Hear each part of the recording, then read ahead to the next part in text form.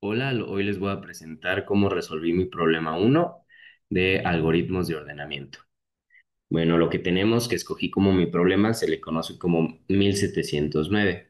En dicho problema se nos especifica que tenemos dos tipos de arreglos, el A y el B, con su especificación de que cada uno de los enteros van desde el uno hasta el 2 por n y solo aparece cada uno de esos números en uno de los arreglos.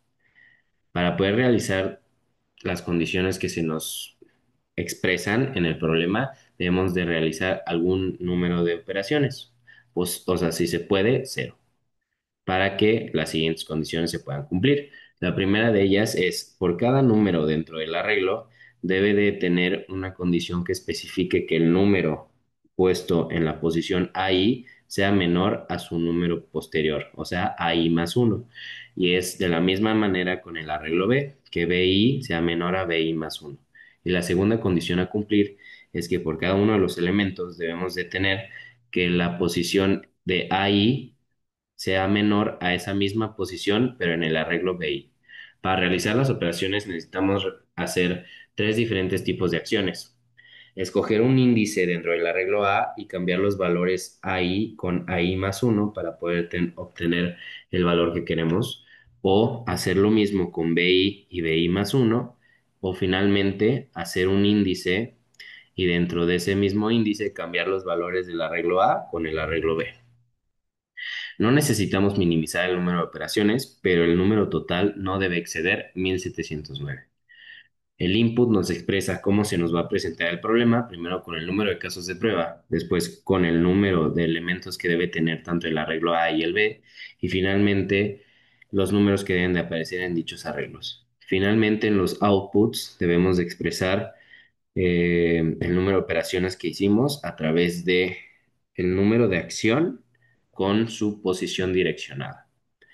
Para entender todo este tipo de problema que tenemos, lo que hice fue implementar un diagrama. El diagrama que se implementó fue este, realmente es muy simple.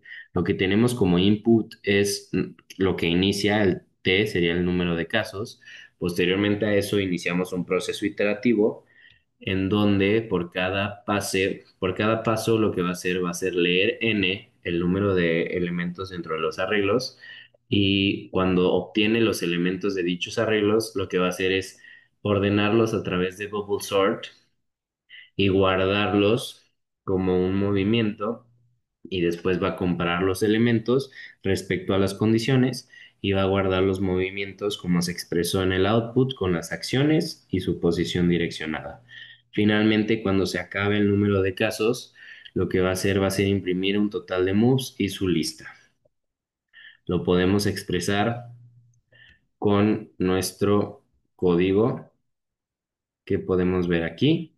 Lo que hicimos es realizar una estructura en donde expresamos X y Y. X sería el número de acción y Y sería la posición direccionada.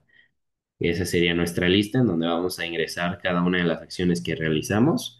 Posteriormente iniciamos un main en donde vamos a pedirle al usuario que nos introduzca el número de casos de prueba. A través de esos casos de prueba realizamos el proceso iterativo en donde por cada movimiento se va a reducir menos uno. Aquí vamos a llenar el arreglo A y el arreglo B respecto a los valores que se nos esté dando y después los ordenamos con bubble sort y guardamos los movimientos respecto a lo que se nos pide. Y finalmente lo comparamos para ver si la segunda condición es correcta y al final vamos a entregar el número de acciones y movimientos que se estuvieron realizando dentro del programa. Podemos ver que este programa se aceptó y el tiempo fue 62 microsegundos. No sé si estoy en lo correcto. Y finalmente aquí es una presentación de cómo funcionaría el bubble sort em, de una manera un poco más creativa. Aquí podemos ver que lo que hace el bubble sort es pasa por el número más grande en cada uno de los arreglos y si el número es más grande, va a intercambiar los valores y va a seguir adelante en la posición de los arreglos hasta llegar al final. Y para que no sea el video muy largo, lo que voy a hacer va a ser adelantarlo para que se pueda ver cómo al final se puede ver todo ordenado.